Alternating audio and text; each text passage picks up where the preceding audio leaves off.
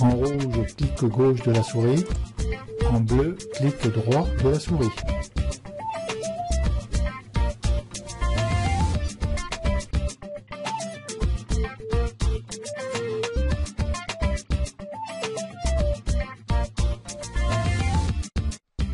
Nous allons poursuivre cette formation sur les calques dynamiques. Plus exactement, depuis CS4, on les appelle les objets dynamiques. Alors, à quoi servent ces objets dynamiques? C'est au départ, ces objets dynamiques ont été faits pour les personnes qui travaillaient à plusieurs sur une photo, afin que chaque transformation qui a été faite sur la photo puisse être communiquée aux autres et qu'ils travaillaient sur l'ensemble de l'image. Alors, ceci, bien sûr, bloquait les pixels et après, on s'est rendu compte qu'en figeant ces pixels, on pouvait s'en servir autrement. Si vous voulez, l'objet dynamique va figer les pixels. Alors, je vais vous montrer, nous, photographes, à quoi vraiment ça va nous servir. Alors, nous allons travailler avec cette image que je vous ferai passer d'ailleurs en fichier source si vous voulez suivre ce tutoriel. Et quand on regarde la résolution de cette image, on a une largeur en pixels qui est de 3264 pixels sur 4928 pixels en hauteur. Ce qui nous fait une largeur en centimètres de 34,54 et une hauteur de 52,15 cm. Elle a une résolution de 240 pixels par pouce. Là, on va travailler là-dessus. Ce que font souvent les photographes lorsqu'ils travaillent, ils travaillent avec la transformation sur les images pour les agrandir ou les réduire. Pour travailler avec l'outil transformation, bon, il faut toujours débrider notre calque, c'est ce que je vais faire. Voilà, qui se transforme en calque 0. Et là-dessus, je vais la travailler, donc je vais la réduire. Alors, je vais faire CTRL-T et je vais la réduire proportionnellement. Je touche majuscule et là enfoncé et je réduis mon image comme si je la mettais en timbre poste. Là-dessus, je vais accepter ce que je viens de faire et dans le temps, quand je reviens dessus, je me rends compte que cette image en timbre poste, c'était pas du tout ce que je voulais faire et que je veuille agrandir cette image. Alors pour ça, je vais revenir dessus. Je vais simplement refaire un CTRL-T, où c'est que je vais rappeler cette image. Et là, toujours proportionnellement en tenant la majuscule enfoncée, je vais agrandir mon image. La mettre comme elle était avant. Voilà, je suppose que j'étais comme ça. Et là-dessus, je vais accepter ce que j'ai fait. Et là, ce qui se passe au moment où j'ai agrandi, vous voyez que l'image a perdu de sa netteté. Si je reviens ici dans l'historique et que je prenne ici ouvrir,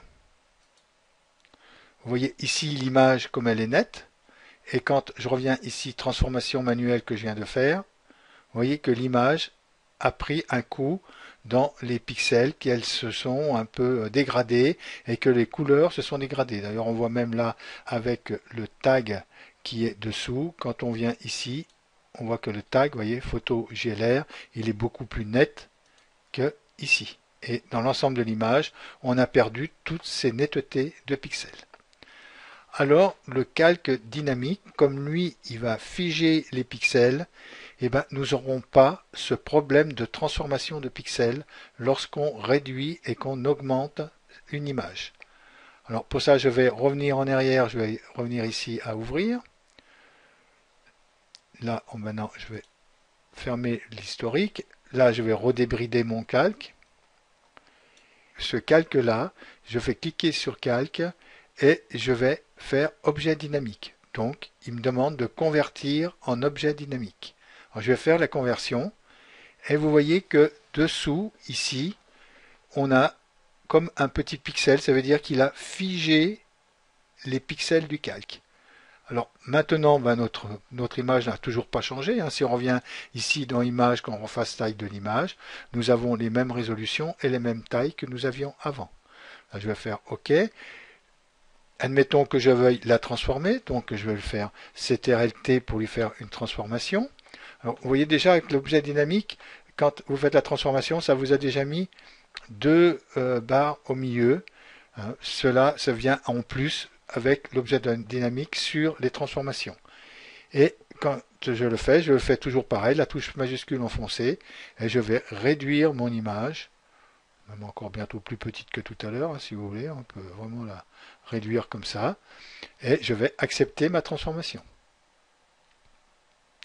Maintenant, je vois que je me suis trompé, je reviens sur mon image, je refais CTRL-T, et là, je vais la grandir de nouveau. Je vais la remettre dans son cadre, elle était avant, voilà, comme ça. Et là, je vais de nouveau accepter. Et vous voyez que mon image n'a pas changé du tout. Donc, je vais revenir ici sur l'historique. Alors ici, on est à la transformation manuelle. Je vais prendre, quand je l'ai ouvert, il n'y a aucun pixel qui a changé. Alors, voilà le but de ces objets dynamiques. Servez-vous-en.